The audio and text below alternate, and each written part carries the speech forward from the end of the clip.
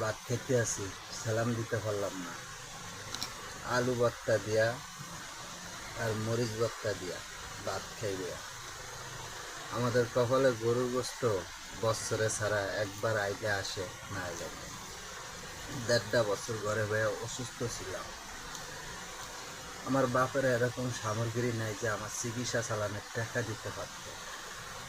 আল্লাহ আমার পরিবার দ্বারা বাঁচারাও মাইসের দুয়ারে গেছে, অন্য গেছে, আমার 3 বেলা ভাত খাওয়া রাখছে।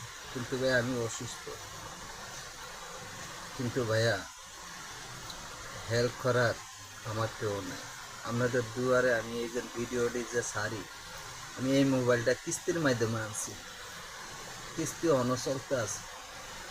তাই না আপনাদের সামনে আমি ভিডিওটি সারি। খারাপ হোক মন্দ হোক, আমার কেউ তুচ্ছ মনে করে হালাই দিয়ে না।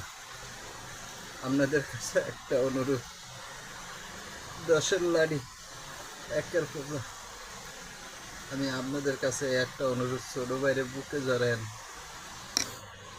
আমার ভাইয়া কেউ নাই পাশে দাঁড়াইতে।